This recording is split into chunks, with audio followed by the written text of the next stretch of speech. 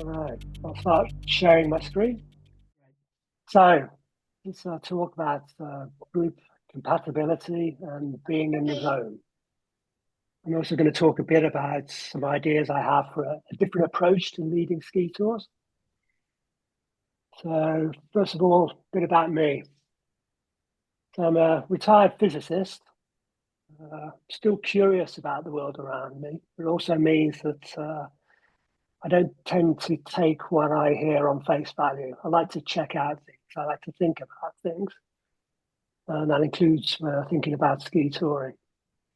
Been skiing for about 30 years now. But in that time, I've managed to fit in a lot of skiing, 120 weeks, but losing track, to be honest, now. Lots of different countries, 55 weeks of off-piste and up to 30 weeks of ski touring now. Again, lots of different countries. Most recently, I've been spending most of my time in Italy and Norway, really. I was a leader for the Ski Club of Great Britain for 6 years, which is how really I got into leading people around the mountain. Also trained as a ski instructor. And as Kathy said, I'm now a ski tour leader for the Austrian Alpine Club. And I've led tours for them in the Monte Rosa and which we'll hear about later on this evening, Jotunheimen in Norway. So I came into ski touring from skiing, really, and this is my main focus when touring. You know, where's the good snow? So the areas I ski in and the choice of routes I make is really dominated by that. So brief talk outline. It's going to be in two parts because the file size got a bit big. There's lots of picking.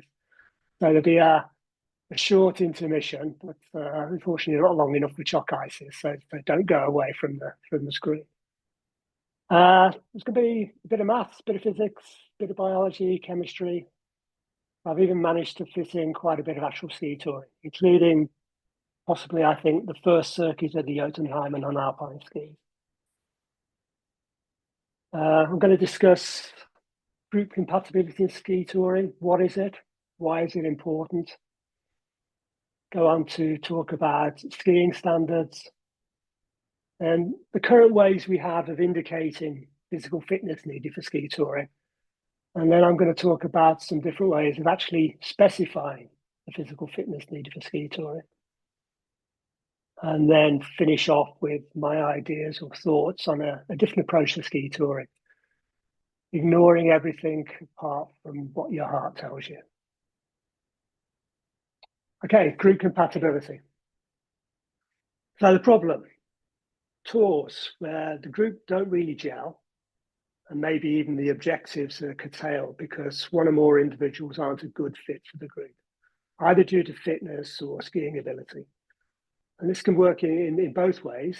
People can be either too strong for the group or not strong enough.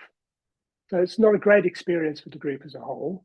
And certainly for the individuals who are struggling or going slower than like, it can be a really frustrating experience.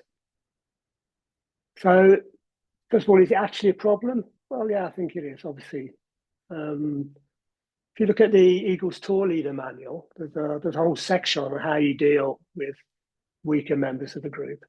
So clearly it's a problem that's been identified within the Eagles. And the important points they stress there is group selection is key. This kind of thing really should be dealt with at the selection stage. It shouldn't reach as far as the tour itself.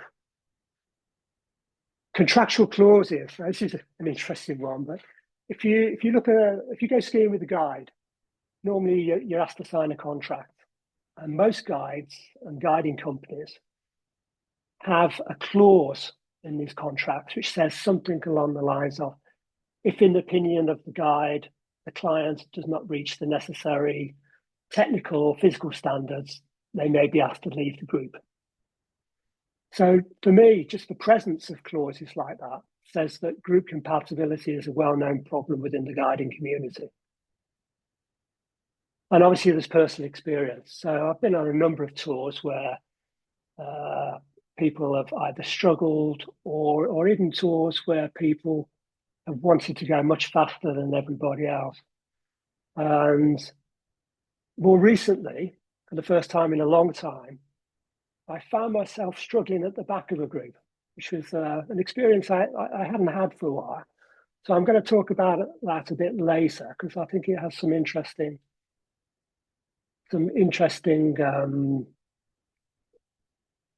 It acted, if you like, as a catalyst for some of the ideas I'm going to present this evening. So obviously, group compatibility, the selection process is critical. And this is especially true for me as an AAC AAC leader, because in principle, any one of the 20,000 members, yes, there are 20,000 members in the club there, can apply to go on my tour, right? So obviously I'm particularly interested in skiing standards. So I need to find ways of indicating what skiing standard is required. But physical fitness also plays an important role in determining the success of a tour. So I really do want to try and indicate to people what level of physical fitness is going to be required. So going through the skiing level side of things, first of all, different clubs have different approaches to describing ski level. And the three I'm going to talk about, AAC, Eagles, and because I used to lead for them, the Ski Club of Great Britain. So the AAC, unfortunately, don't really have a grading system. Everything in the AAC is beginner, intermediate, or advanced. In reality, though, what happens is that individual tour leaders decide what goes into the tour description, and they emphasize what they need to in order to get the group that they want. So it's a little bit ad hoc. For the Eagles, it's a pretty good description of the different types of skiing standard. And then the tour gradings are associated with particular tours. So it's not a bad system at all. This is the Ski Club of Great Britain skier profiles. Now, as a ski leader for the club, I had to grade people. So obviously I became quite familiar with this system. And that's partially the reason why I think I prefer to use it. In particular, there are two things about it which I like, and one is fitness is actually incorporated into the skiing standard, and lack of fitness can be a reason why some people are downgraded to a different grade, and high fitness can be a reason why you might think people are able or capable of skiing in groups with higher level skiers. The other thing it has, which I think is really important, is it does emphasize mountain craft. Okay, and I think that's something that's also a really important issue. So I prefer the CGB system. Obviously, I'm more familiar with it. Descriptions are clearer, I think, but also, as I said, because it talks about knowledge or having knowledge of avalanche awareness and avalanche rescue. But in practice, I tend to refer to both of the grading systems. Both these grading systems are publicly available, so I just give links to them. There's also a personal observation I've had from skiing with people over the years, is that if you get the chance to watch how people ski on piste, anybody who skis with Z-shaped rather than S-shaped turns on piste are going to struggle with difficult conditions off piste, whether that be deeper snow, crust, wet snow, etc. So a question you can often ask people is what their turn shape is like. If they don't know what you mean, then perhaps they're not right for your tour. But if they say Z-shaped, then fitness and strength of that person becomes more important. If you're strong, you can get away with Z-shaped turns in the off-piste conditions. So now, going on to what is going to be the major part of the talk, it's going to talk about physical fitness. These are things that you see in tour descriptions, and this is a mixture from AAC, Eagles, and guiding companies.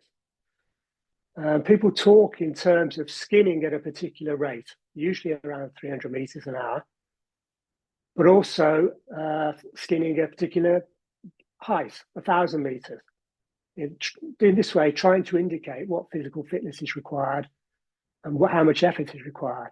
So the first question I have about this is, what about the effect of altitude, which doesn't seem to be incorporated in a lot of these tour descriptions?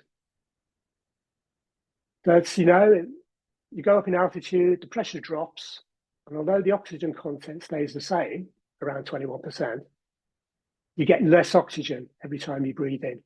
So your respiration rate and heart rate increase to compensate for this. This naturally means that any kind of exercise is harder at altitude. 400 meters of ascent from sea level is very different to 400 meters of ascent when you're heading up to 4,000 meters. The first hint I got of this was touring in Iceland 2016. It was a good week. And on the last day, on the drive back to Reykjavik, we drove along a glaciated valley, glaciated in the sense it had been carved out by a glacier, and decided to do a day tour. And so we just parked the van, got out, headed up the side of the valley. It's glaciated, so it gets quite steep quite quickly. And started roughly from sea level, skinned for about an hour. And at the end of that hour, we took a break. And I looked at my altimeter, and we'd done 700 meters. And I was honestly shocked, because at this time in my ski touring career, which is only a few years after I started ski touring, I'd bought into the idea that ski touring is 300 meters an hour. So the fact that we'd done 700 meters was a bit of a surprise. Recently, I've been ski touring a lot in the Jotunheimen. It's quite low altitude. Most of the touring is in between 1,000 and 2,500 meters. And it's quite normal to do 500 or 600 meters per hour of ascent, certainly at the lower altitudes. But I know that if I include that in my tour descriptions, without adding some kind of context, I'm not going to get many takers, because I think people really think that 300 meters per hour is it. That's what you do. Some tour descriptions actually acknowledge this. You know, they say that you're going up to high altitudes. Highest point is 3,000 meters above sea level. But most don't do this. As I said, this is true for AAC, Eagles, and other organizations. So I don't think that just using 300 meters an hour and 1,000 meters of ascent is that, in effect, it's not really a good way of indicating a level of physical fitness and the amount of effort required. Certainly not without adding in context, altitude, type of terrain, you know, how steep you're going, and thinking about the unknowns such as snow conditions and weather. And I've got a way of kind of explaining this, which actually involves a bit of ski touring. So this guy, most of you won't know him. Some of you might know this name, Jakob Hermann. 28th of January 2024 did something pretty exceptional. He set a new world record, previously held by Kilian Jornet, for the most vertical meters of ascent in 24 hours. 24,282 meters, the first time that 24,000 meters had broken. He did this on a local ski slope, 713 meter high ski slope, which meant he was skinning up, taking his skins off, skiing down, putting his skins back on again, and then just repeating. He was averaging on that slope 1,125 meters an hour. But for the first few ascents, he was doing that slope in 30 minutes, so 1,426 meters an hour. Now, obviously, he was pacing himself because he had 24 hours to do this. So I'm pretty sure in principle, there are a lot of people out there who can do 1,800, 2,000 meters in an hour, certainly in the skimo racing community. I think those are the kind of figures that they kind of talk about. So I had a thought, what about, or a little thought experiment, if you like. How about we get all the Eagles, all 1,600 of them, onto a 15-degree slope and see how many meters of ascent they can do in 3 hours and 20 minutes, which is equivalent to 300 meters an hour, give you 1,000 meters. Bang, go. Let's record the results. You'd get something like this. It's a normal distribution. This quite happens a lot in a lot of physics. So the average numbers of ascents, I'm going to be generous and say people do 1,500 meters, all right? And then people over here, these are probably going to be dressed in lycra. These are skimo people. Over here, these are probably people who saw the amount of lycra around and just said, yeah, we're going down the pub instead. Just didn't want to know. As I said, most people, though, are going to be in the centre somewhere around here. Now, this, in a way, is a really good ranking system. Every point on here corresponds to a member of the Eagles. So you can assign a number of meters of ascent to each individual and rank them. And you can imagine then having a system in which you decide, oh, I'm going to run a tour. I want some people from up here, and I want a few people from this range. And if I want somebody to make me look good, I'll get some people from down here. So, but in reality, what we're doing in the tour description is saying you're going to do 300 meters an hour and 1,000 meters ascent. Is taking what is quite an informative data set and turning it into this. 134 people can't do 1,000 meters, and 1,466 can. And the problem for me is, in this group of 1,466 people, that's a huge range in level of physical fitness. For people who can do 900 to 1,000 meters per hour, and therefore find doing 1,000 meters in 3 hours really easy, and other people who are going to struggle to do it, particularly if conditions go against them, or the terrain's not quite to their liking, or the snow is a bit odd. So to me, that's the problem. Saying 300 meters an hour and 1,000 meters is not a good way of indicating what level of physical fitness or effort is required. It's a recipe for group incompatibility, my view. So the other problem I have with the way tours are described is with adjectival grading systems. The use of words like easy, normal, moderate, strenuous, arduous, etc., to describe how much effort is required on a tour. I thought about this a bit, and here's my version of an effort grading system.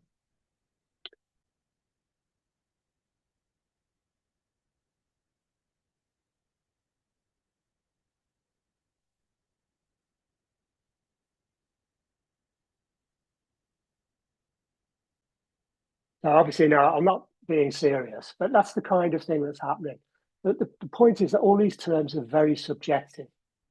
One person's easy or moderate is another person's difficult or strenuous.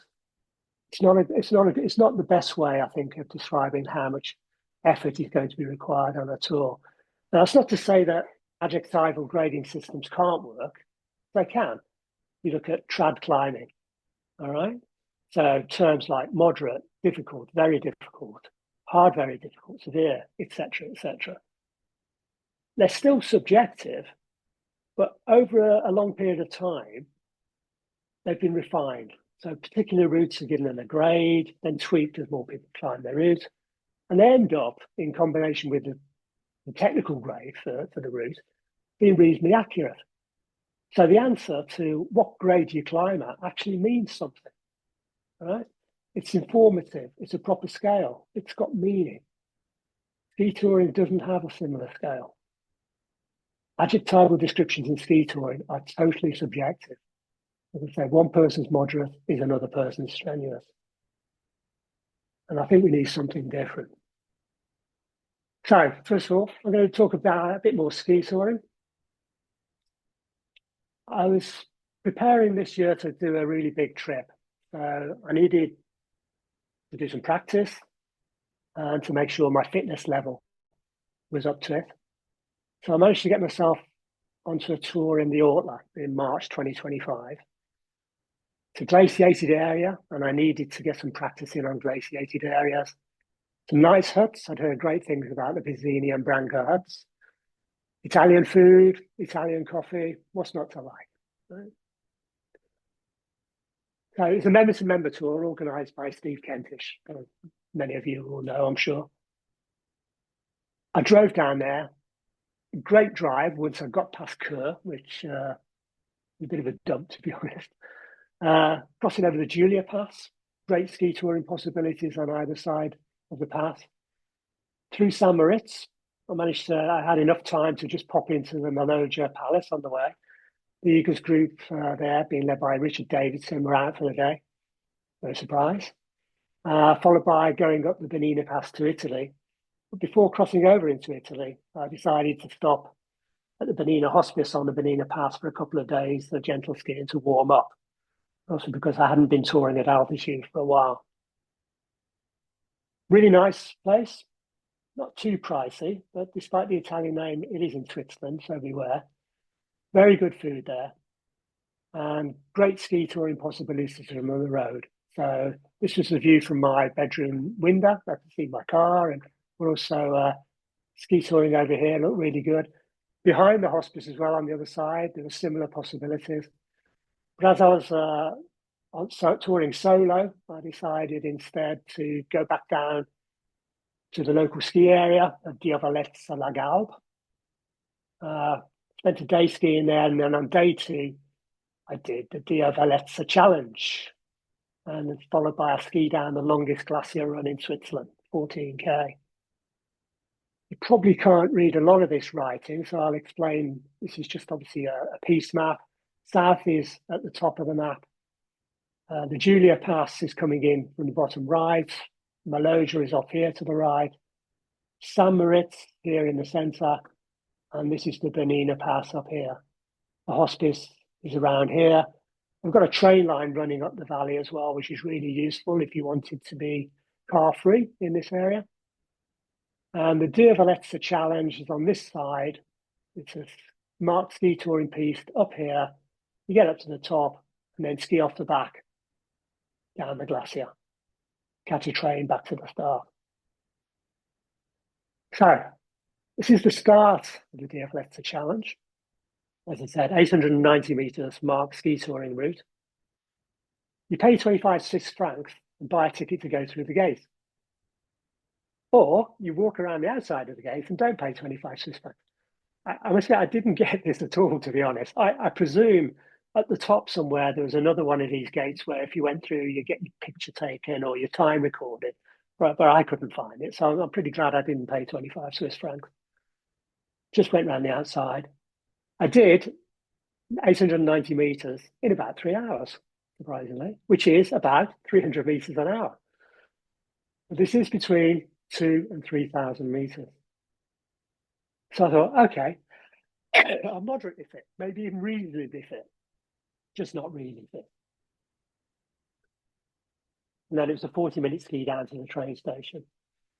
I'm going to show this Google Earth image of the top, because while I was up there, and you have to think that there's this is a summer picture, so there's a lot more snow up top in winter. Up here, there were some great looking ski lines. Quite a few people had skimmed up here and skied back down again. The actual glacier run, I just went straight down onto the glacier and go down here. But in principle, if you took the lift up to the top or skinned up to the top, did another 500 meter skin, you could end up doing a 2,000 meter descent over about 17 kilometers, which I think would be a really great trip, which I presume is what everybody was doing, skinning up here. Anyway, on with the tour. So I continued on to the Ortler, skied a day in the local area, met up with the rest of the group, really nice group, very friendly. Went up to the Branca hut at just under 2,500 meters, started touring, and it immediately clear that we were 2 groups. Myself, Jemima and Tony, similar fitness level, and then Steve, Julian Parker and Ian Asher, who were really super fit. Steve's an international standard triathlete, and Julian and Ian are very, very keen fell runners. One of them, I think, said he was in the top 10 in the UK. And things got a bit worse because after 2 days, Tony and Jemima had to leave. Something broke on Tony's snowboard, so he couldn't split board anymore. So I'm left with 3 really, really fit people. And I don't mind telling you, I thought I was reasonably fit, but I struggled to keep up with these guys. And it was an interesting experience, though, and I did learn a lot.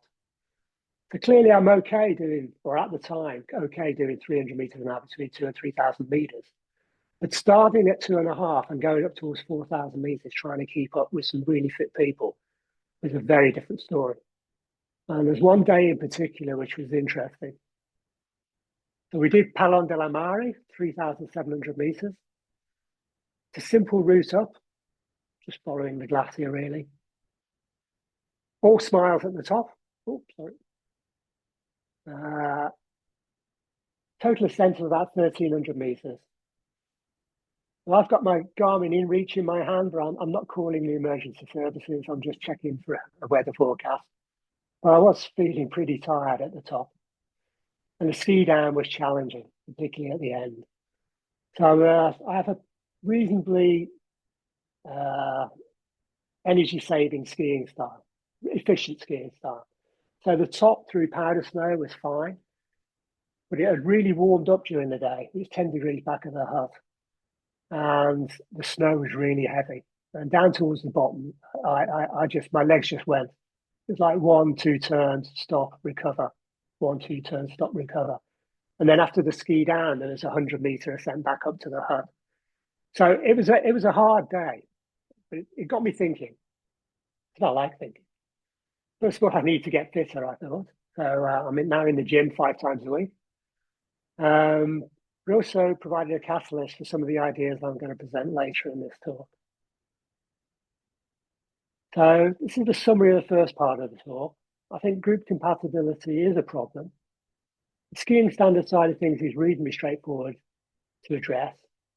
But I really think the current methods we have of indicating physical fitness and the effort required for a tour using ascent rate and total ascent are problematic. Moving at your comfortable pace and enjoying the views. That's what being in the zone is. If you're an experienced skier tour, you know what this is like. You know what your comfortable pace is and how that feels. You don't have to look at how fast you're going. You don't have to look at how much altitude you're doing. You just know you're at the right pace. You know how it feels. It's a great feeling when you're there. It's one of the real pleasures for me of ski touring. And in some ways, it's almost zen-like, meditative. You know, you're just moving at the right pace. Being in the zone. That's what I'm talking about. These are other zones. If you've ever been to a gym, you might have seen something like this on a piece of gym equipment. Heart rate zones. In this graphic, there's only 3 heart rate zones expressed as a percentage of your maximum heart rate. And it also indicates that as you age, your maximum heart rate drops. And you can calculate this using a simple formula, 220 minus your age. There are other heart rate zone systems available on the web, and I've produced a composite of a few of them. Mark, your slides aren't changing. Okay. Right then. Heart rate. And then this is what I was talking about. All right then. So heart rate zones expressed as a percentage of maximum heart rate, nominal bandings, if you like. But what I particularly like about this way of describing heart rate zones is it's the way it describes effort level. So zone 1, you can chat with people. Zone 2, you need to take a breath maybe occasionally. You need some effort to talk in zone 3. Zone 4, my favorite, you don't really want to talk. And zone 5, it's not possible to talk.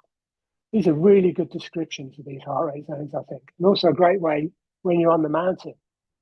You stop after you've toured for a while, turn around to your group, ask them a question. If they can't talk to you, then they're struggling. That's a really good tip, I think. You can take the concept of heart rate zones a bit further. This is a formula from the 50s, I think, Carvenan formula, where you can personalize your heart rate zones. And you do this with a simple equation, the Carvenan formula, which is your heart rate reserve times the percentage intensity plus your resting heart rate. And your heart rate reserve is simply the difference between your maximum heart rate and your resting heart rate. Your maximum heart rate can be measured or estimated, simple equations. Your resting heart rate can be measured manually or perhaps using an Apple Watch if you have one, or other wearable fitness monitor. So give you an example, a 50-year-old resting heart rate of 60, maximum heart rate of 170, heart rate reserve 110. You go through the calculations and you end up with heart rate ranges for each of the zones, which is personal to that person. If you bothered a bit about the maths, there's a calculator online, isn't there always? and that can do the calculations for you. Fitter people have lower resting heart rates and higher maximum heart rates. So what that means is the heart rate reserve is a good indicator of physical fitness. It's a possible ranking system. It's a simple question to ask a potential tour applicant. Another possible question is, what is your VO2 max? This is probably the indicator of cardiovascular fitness, and is based around the idea that when you exercise, this leads to an increase in oxygen consumption and carbon dioxide production until the oxygen consumption levels out at what is called your VO2 max. You can't take on any more oxygen. And there's a website here which has a ranking list. Highest recording value is a Norwegian cyclist, 97.5. Second and third place is Norwegian cross-country skiers. Kilian Jornet, 92, although he debates this, he actually thinks it's lower. He's 7th place on the list. For normal people, the value is between about 25 and 55. Depends upon your age and your sex. Women typically have smaller hearts, lungs, and lower hemoglobin mass than men, which limits their capacity to deliver oxygen to the muscles. Again, there's a good Wikipedia page which talks a lot about this. This is how you measure it properly, but you really don't have to do this. There are lots of ways of estimating it without pushing yourself to your limits. And here's one, it's called the Rockport walking test. You simply go for a walk. Walk a mile as quickly as you can, record the time, and immediately measure your heart rate. Then it's an equation, and you get an answer out. So for example, 150-pound, 60-year-old bloke does a mile in 11.5 minutes, ends up with a heart rate of 135, gives him a VO2 max of 45.7. You can also get this value using some wearables. So the Apple Watch, in fact, can produce the VO2 max for you. All you've got to do is just go out for a walk for a few times. You need to do it outside there because I think it needs your GPS location. Again, it's a ranking system.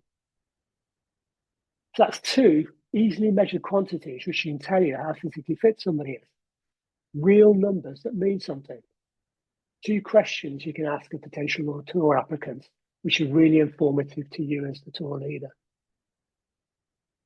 So now a bit of biology. Where do you get your energy from? Basically, you eat, and you eat proteins, carbohydrates, and fat.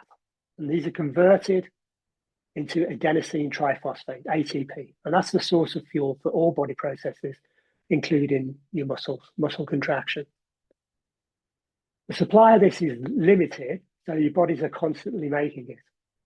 And it does that in 3 different ways. The phosphagen pathway, glycolytic pathway, oxidative pathway. All 3 occur at the same time, but depending upon what you're doing, on the intensity and duration of the exercise you're doing, your body will choose which pathway it's going to get the largest percentage of its energy from. The ski touring, only the latter 2 are important. The glycolytic, the primary energy system, only lasts for a few minutes. So it's used a lot in things like downhill skiing. And it basically comes from breaking down the glucose or glycogen stored in muscles and in the liver eventually to form the ATP. The benefit of this system is it's fast. It kicks in quickly, but it doesn't make very much energy. The longer duration exercise, the oxidative pathway is used. This is basically using fat as the primary energy source. It needs oxygen to burn the fat and produce the ATP. So it's used for longer duration activities, but only if you're at sub-maximal exercise output, only if you're in the first of the heart rate zones. So fat is the predominant fuel source used during low to moderate intensity activity, such as ginning uphill. As your heart rate increases, your energy usage increases, it's almost linear. And as your heart rate increases, the source of that energy shifts from fat, oxidative pathway, to carbs and protein. So this both means that as you're exercising harder, but also as you're going up in altitude, the source of the energy is changing from fat to carbs and protein. So looking at this heart rate zone graph again, the fuel source in zone 1 is mainly fat. The amount of fat that's consumed then as you go up reduces. By the time you get into zones 4 and 5, you're mainly using carbs and protein. Your heart rate is so high, you're using energy really quickly, and the fat burning process just can't provide that energy fast enough. So some rough calculations about fat.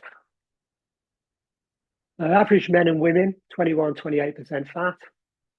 Athletic men and women, Eagles members, obviously, it's a bit different. So 9.5% and 17%. I'll use those figures. Average height data in the UK, men 175, women 162 centimeters. Taking a healthy BMI is about 21, using BMI as mass over height squared.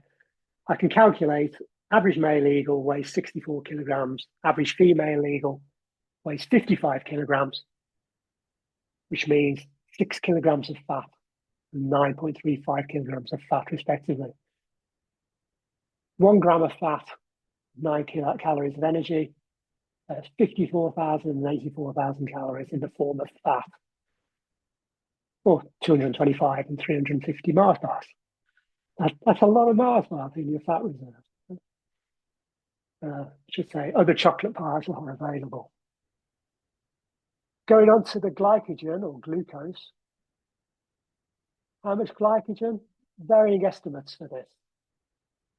Normal range, 300 to 700 grams in your muscles and up to 160 grams in your liver. Let's say a maximum of 860 grams for a muscular eagle steator. This time round, 1 gram is only 4 calories of energy. That gives you a maximum of only 14 Mars bars. Yeah? Not a lot of Mars bars in comparison with your fat reserves. 14 compared with 225 or even 350. So your fat reserves are a much more significant store of energy than the glycogen stored in your muscles and liver. It's also true that it can take up to 24 hours for the glycogen levels in muscles and liver to be replenished if you use them up. This explains what happened to me in the outline. Ascending up to Palan de la Mare, I was hitting 155 beats per minute, well into my zone 4. So rather than burning fat, I was using up all the energy reserves in my legs on the way up, which meant I had nothing left for the skiing lower down. So the learning point from this for me is staying in your lower heart rate zones on the ascent, running on fat is really important if you want to enjoy the ski down. Let's talk a bit more about some ski touring. My new favorite area, the Jotunheimen. Norway's land of the giants, or something like that. It's the home of the Jotun or Jötnar, mythical creatures related to gods. First learned about the Jotunheimen, as presumably most people did, when I heard about the Jotunheim Högryt, Jotunheimen Högryte. This is a hut-to-hut tour, starts over here, Jendersheim, or maybe Bestheim, Memmerubu, Glitterheim, Spytestulen, Lervasbu, and Crosby. And on the way, you climb some of the highest mountains in Norway, in particular Glittertinden and Galdhøpiggen. I was due to do the Jotunheim Högryte in 2017 with Andy Perkins. Unfortunately, I broke my collarbone in a skiing accident a couple of months before, so I had to pull out. But it's been on my to-do list for a long time. And I finally got a chance to return to the Jotunheimen on an Eagles tour in the southern part of the Jotunheimen in 2023, led by Chris Watkins. As soon as I got into the area, I knew I loved it. It's a great area, got great possibilities. I liked it so much that I led a couple of AAC tours to the same area in 2024. Had a great time there. This gave me the idea of doing a full circuit of the Jotunheimen, including the Högryte Traverse. By that, what I mean is starting at Jendersheim or Bestheim, go Memmerubu, Glitterheim, Schwieterstuhlen, Lehrbaku, Crosby, the Högruter Traverse, and then swinging back south through a variety of possible routes and return to Yendersheim on ski. Most people who do her route get a taxi back from Crosby. So this year, 29th of March to the 6th of April, I got together a team of 5, including myself. Mark Hardwick, who I'd skied with before on one of my AAC tours. Friend of his, Sam Softly, both based in Andorra. I think Kathy knows both of them. And Mark Allen and Colin Smith, fellow Eagles who I'd skied with before. And in fact, I did Grand Paradise with them back in 2018. So, unfortunately, the Memmerubu was shut, so we couldn't do that. Yendersheim, straight to Glitterheim. We climbed Glittertinden, Schwieterstuhlen. Then, unfortunately, we had a bad weather day, so we couldn't do Galdhöpingen. Got to Lehrbassbu, did a bit of a day tour. And then, as planned, Mark and Sam had to leave because they had to get back to work, but not before. On the way back, they climbed Galdhöpingen. The weather had improved a lot. Great effort on their part. But the satisfaction somewhat tempered by the cost of a taxi back from Schwieterstuhlen to Yendersheim, which apparently was horrendous. I didn't ask. But myself, Mark, and Colin carried on around the circuit via Olasbu, Fonsbu, Torfinsbu, back to Yendersheim. And this is what we looked like after 9 days, 180 kilometers and 8,000 meters of ascent. And as far as I know, this is the first circuit of the Jotunheimen on Alpine ski. Obviously, a well-deserved beer at the end of that. The Högruter is actually quite a nice beer, local brewery. By the way, this is the bit of chemistry I promised you. So if you want to hear a bit more about that, I'm giving a lecture at Reading International Solidarity Centre. It's on Zoom as well. Access to the lecture in person is available to everyone. Zoom is really for those of you who are AAC members as well. But if you're interested, get in touch with me and I'll see if I can get the link to you as well. This is important.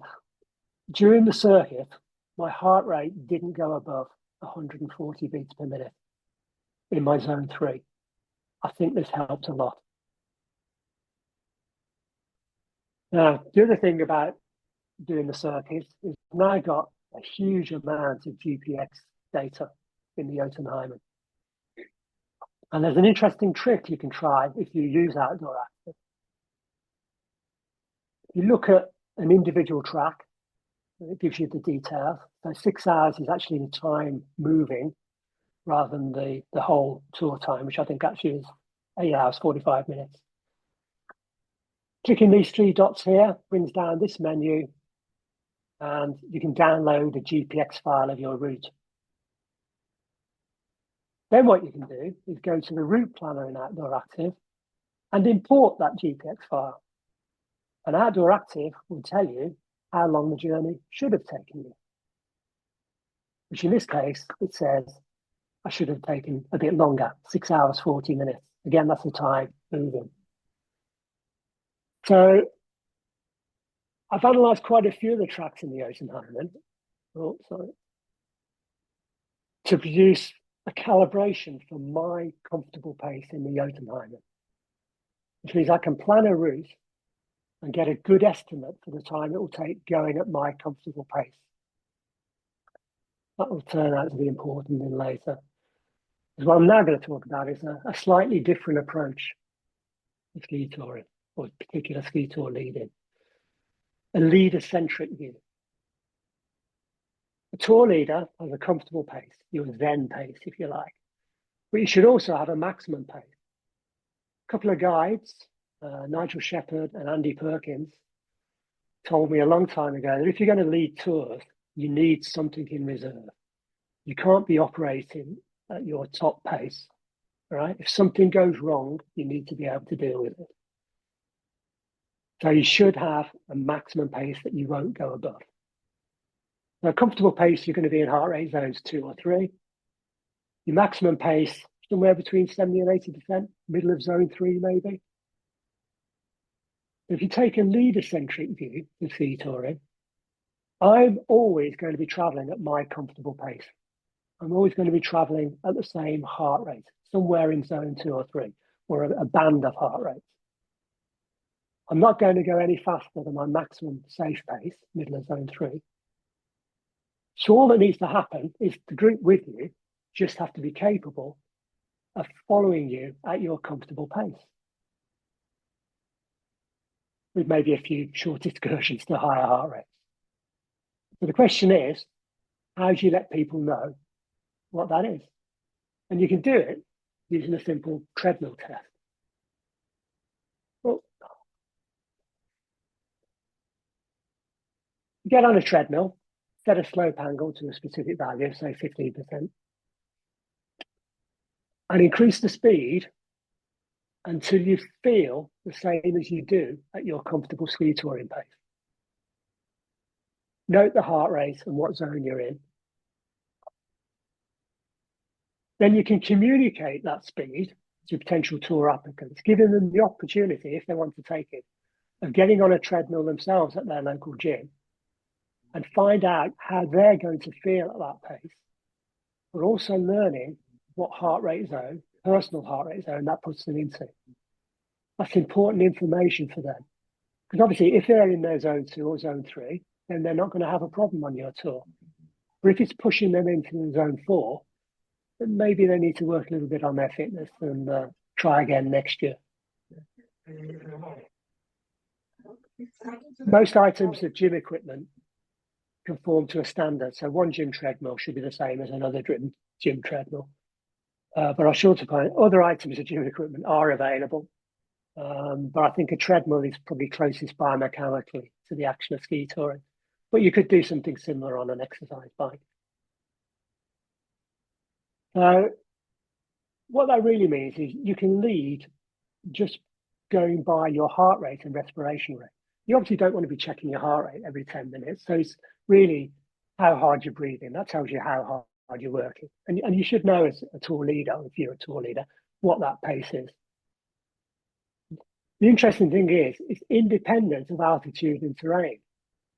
If you go higher and you want to try to stay at the same heart rate, you're going to need to go slower. But I think that's probably what happens anyway. Certainly, if I'm touring in the Jotunheimen, where I'm doing 500 or 600 meters an hour, starting at 1,000 meters, by the time you get up to 2,500 meters, you're probably down then to the more normal 250, 300 meters an hour. But the heart rate will stay the same. The outdoor active calibration that you can do will make sure that we get back at hut in time for tea and cake. So I'm going to summarize them. For me, the SCGB system is the best for specifying ski standards. Current methods of communicating physical fitness required and the amount of effort needed, in my view, are a bit vague, a bit airy-fairy. I think they need changing. This is true for all areas of the ski touring world. I think all the clubs deal with this in the same way. 300 meters an hour and 1,000 meters don't actually do the job. In my view, it's a recipe for grouping compatibility, particularly without the added context of altitude and terrain. VO2 max and heart rate reserve are really good measures of cardiovascular fitness. Easy to determine approximately, give you a real number. Useful for ranking or grouping applicants and comparing with your own fitness level. Keeping within the bottom 3 heart rate zones on the ascent is important if you want to avoid burnout and you want to enjoy the ski down, or in fact enjoy the mountain climbing and then the ski down. It's possible, I believe, for a tour leader to communicate to prospective applicants what that pace is going to feel like on tour, just using a simple treadmill test. And finally, the sequel, Jotunheimen Circuit 2, bigger and better. Now I know it's possible, I want to do it again. both the traverse and a longer version of the circuit, maybe even do it the other way around. My priorities are going to be to do the complete Höhenritter, Kleingaldhöpingen, Storbjörn, Uranus-Tinden, which is a mountain I've had my eye on for a long time, maybe a few others as well. Last 2 weeks of April 2026, after Easter, is when I think I'm going to go for it. If you're interested in joining me on it, then get in touch either through the Eagles website or at the email below. Just remember that I would prefer to be going at my pace. And so for most of the time, I'll be traveling at 135 beats per minute. Okay, thanks very much for your attention.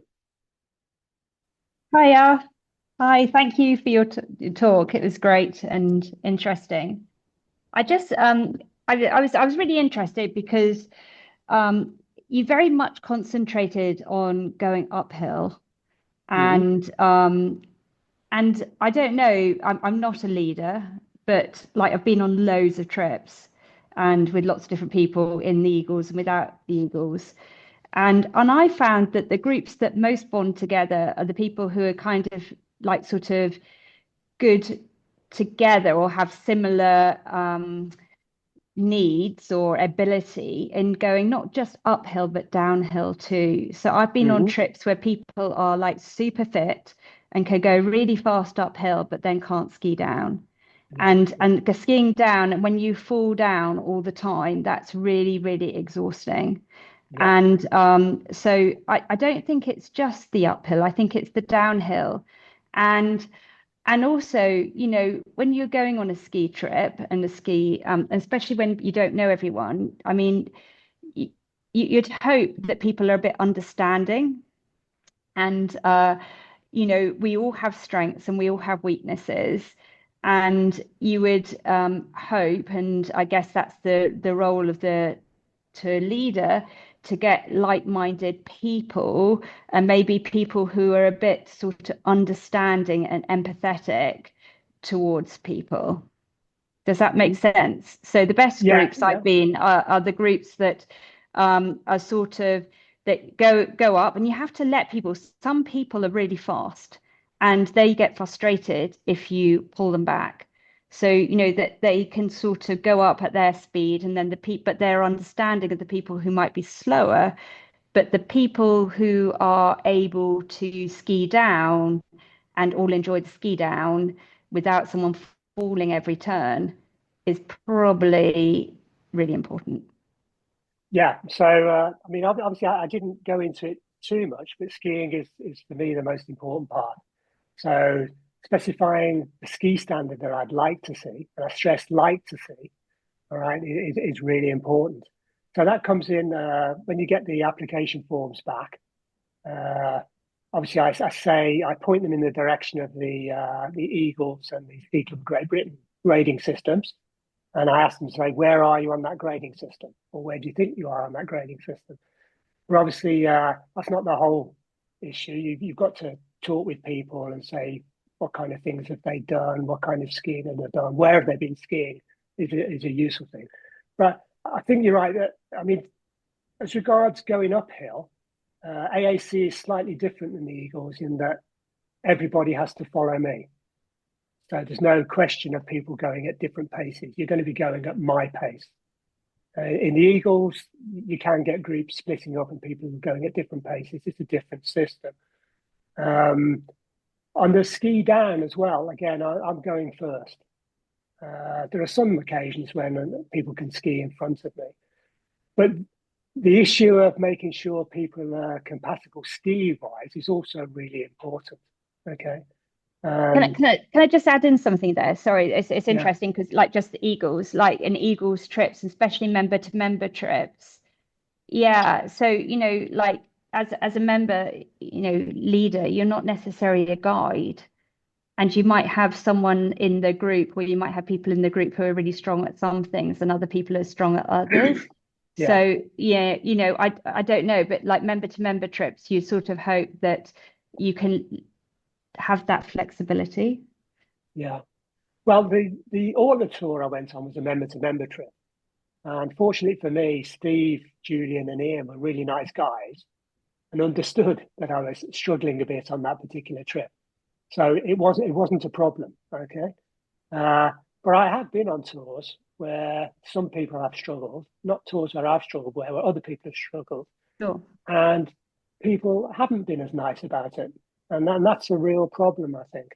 Now, you might be able to deal with it, as I say, by groups splitting up and stronger people going up at a different rate to weaker people. But I think that has safety considerations, safety implications. And I'm not convinced, to be honest, even in the Eagle system, that the tour leader isn't responsible for what goes on the tour. So I think that's risky, can be done. But certainly I would agree that skiing standard is important. It's important to keep the group together both on the way down and the way up, I think. And certainly if I find myself in a situation where somebody maybe hasn't been as honest as they should have been about their skiing standard, I'll try and account for that on the way down. And there are various methods you can use to do that. But again, I had a lot of experience in leading groups with the Ski Club of Great Britain, so I've got a lot of experience of leading people off piste. So I don't find that a particular problem, but it certainly can be. Thank you. All right. Great. Thank you, Mark. Looking at the questions, I'm going to go to Sam and then to Dominic. So, Sam, would you like to turn on your mic and read out your question about? Yeah, I mean, I've spelled the question out in my comment, I think.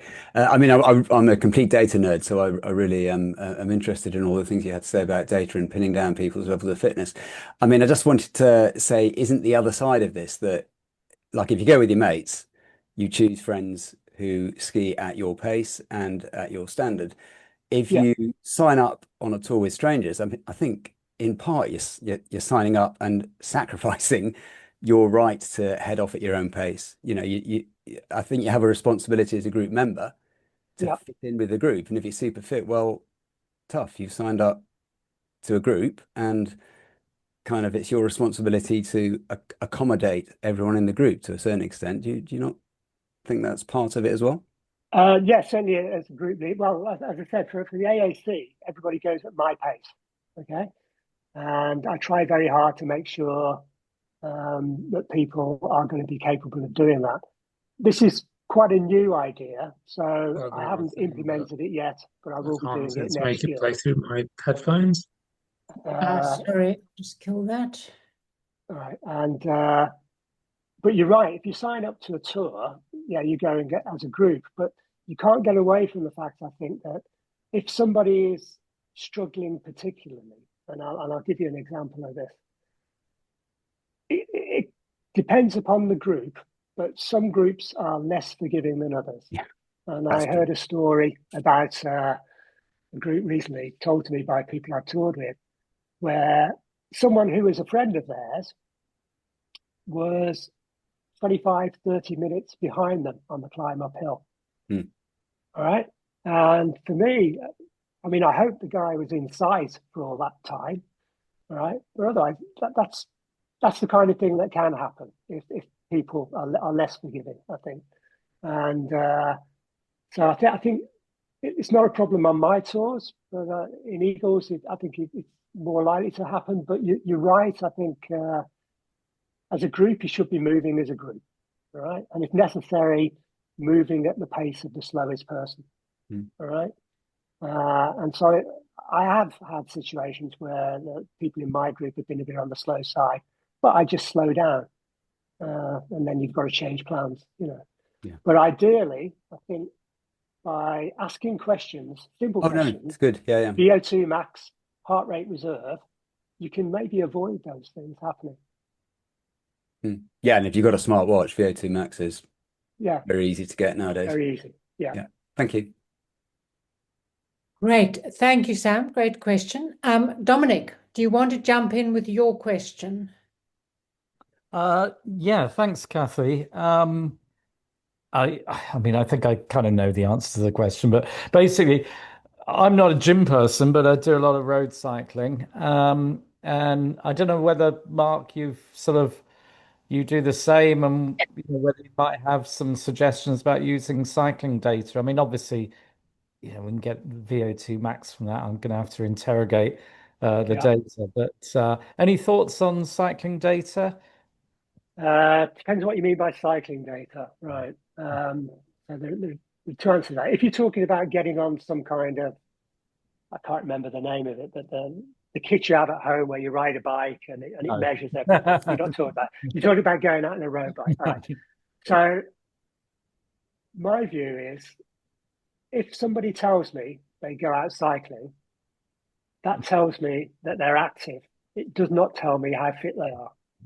All right. And the natural questions I'll ask is road bike or mountain bike, on the flats, uphill, on tarmac, off road. If it's a mountain bike, is it an electric mountain bike? A lot of mountain bikers have got electric. It doesn't tell me anything about your level of fitness. It tells me that you're active. It tells me that you're likely to be fitter than somebody who is inactive, or it doesn't tell me how fit you are. So, for example, in the applications for Eagles tours, it has the bit in it that says, what activities do you do to maintain your fitness?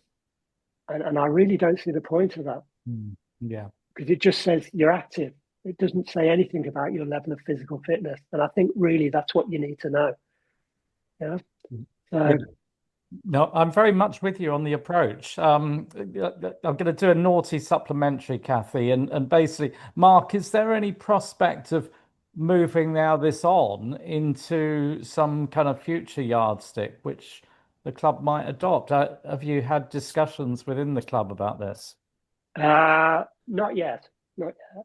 It's something I would like to do. Certainly, I'll have a chat. I'll have a chat with some people.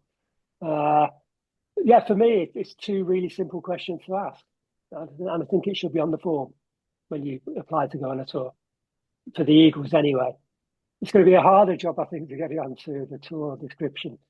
No, it won't actually. No, I can put it on my tour description for AAC tours, so that's not going to be a problem. But getting everybody else to adopt it, that's a different matter. Maybe I'll speak to Jerry. I can see he's listening in on this talk. Great, thank you, Dominic. Well, actually, Jerry, do you want to step in? I see you had a good comment there about how this data-driven stuff may appeal to some people, but there are others of us who are just like not interested. How do you then assess from people like that? So, Jerry, do you want to make your comment? Yes, that's it. Those that compete typically are very familiar and have attended many presentations about nourishment and about food, all the different ways your body stores all the different kinds of energy producing materials, and how you get them from your food, the quantities, the preloading, avoiding burnout, avoiding hitting the wall, how to identify when things are going to happen. But there are a lot of people and many, many more aspects of that Mark's touched on most of them. But many people are not so familiar with that. Those that don't compete and do sport for fun rather than at a competitive level, they don't get really deeply into it. So I think this kind of presentation always helps to sort of whip up some interest in persons trying to quantify some aspects of their capability. They're simple things like their heart rates, understanding the consequences of the various heart rate zones you're going to be in. It's like a golden ball. You can predict what's going to happen based on a lot of these things, and also how you feel. And also you can learn very quickly how to offset potential problems by correct fueling. So it's very, very useful, Mark. Okay, thanks. Obviously, this is going to be slightly different because as somebody who doesn't live in the UK, one of the biggest issues I have with tours is I'm already acclimatized usually, and I'm already been skiing at the weekend. And if you're in the Alpine Club, the Austrian Alpine Club, I presume a lot of them are also doing stuff at the weekend as well. So the people are turning up from, say, London or whatever, they're not ready already. They might be fit, but they're not ready to go skiing because the last time they went skiing was 6 months ago. So do you build that in as well? Because just on another point, because particularly people who live in Scotland, I know that they're going to be more prepared because chances are they've gone out, taking the opportunity when there's a bit of a dump to get some practice in, just get the ski legs going again. Because the first first day or two are just a write-off normally. Yeah. So are you talking specifically about big hut-to-hut tours where you just launch straight into it, or do you mean general touring? Well, it's worse on big hut-to-hut tours because you tend to go straight into it. If you've got ski day tours, the first day is usually a warm-up. Yeah. It's just whether you also work that into how you lead a tour, particularly a multi-day tour. All right. So for the Jotunheimen circuit, I knew all the people I was going to be skiing with. I hadn't seen Sam ski, but I took Mark's opinion that she was a really good skier and very fit as well. And so I knew everybody. I knew what their capabilities were. We could go straight into it. Plus, the terrain is quite benign in comparison with a lot of ski areas to start off with, anyway. For normal week-long tours, I would certainly, if I don't know people, and this is my normal ski tours, I don't know anybody generally. First time I've met them, that's the way I like to do things. I would factor in some kind of warm-up day, either at a ski resort or an easy tour where we return to the same accommodation. And one of the reasons for that is that as an AAC leader, I can ask people to leave the tour if I don't think they're up to the right standard. And I think if you've not met people before, you need that kind of first day just to make sure that people are who they say they are in terms of fitness and skiing ability. The longer tours, I think it's important to either know the people or be able to get good references from somebody you trust. And by a good reference, I mean a proper reference, have a chat. And so really, I think it's kind of possible even on a longer tour to do a day at a ski resort. It's just, it adds a bit to the time and it can make it, particularly in the Jotunheim circuit type thing, that's not easy. I've found another way into the system, all right, which means it is possible to go to a ski resort first. So that possibility exists, I think, and that's probably the best answer I can give. So if you've got the opportunity, you need to be able to do a day skiing just to make sure that everybody's okay before you launch into a big tour. Yeah, I'm thinking more along the lines of obviously the club's trying to encourage people to become leaders. Yeah. And here we are talking about, well, when everybody makes an application, can I have your VO2 measurement, please? And what's your fitness level? Yeah. It's somewhat, I understand the reasons for it, but you're in the long grass now, aren't you? And it's the methodology of encouraging leaders, but then think, well, that's a boatload of work for me to do a member-to-member tour, and just whether trying to get the balance right to encourage, but not to discourage. Oh, I see what you mean. So you think that by asking lots of difficult questions, you might put people off in attending tours. That's a possibility. No, I don't think you put people off. I think you'll just put people off becoming a leader. Oh, right. The answer, I think that's a bit wussy. I don't think asking people questions is that difficult. Yeah? And I think the VO2 max and heart rate reserve are really simple questions to ask. You get a number back, and you can do something with that number. And basically all you're looking for, do people who are going to go on the tour, have they got similar numbers? And are their numbers similar to my numbers? And that's, I think, enough to be able to say, yeah, we're probably going to be all right. Yeah, on a fitness one. But coming back to Anna's point at the very In terms beginning, of, it's more about identifying. It's more about the social compatibility than the fitness. social compatibility, yeah. I mean, you're right. That's also an important issue. I think I've only done it once. Normally, I don't. For example, I'm age blind normally, yeah. But there was one tour where there were 5 guys of a similar age to me, and one very young lady. And I did say to the young lady, "Are you sure about this?" She was fine. She was great. And so you do have to put those kind of things in there as well, because you want people to get on with each other. But again, I sometimes see that as part of my role as a tour leader in making sure that a group of strangers can actually get on with each other. And being the focus of the group, if you like, it's an easy way of doing it. Just getting people talking to each other. It doesn't take long. So you haven't come up with a social compatibility index. No, I'll have a think about that one.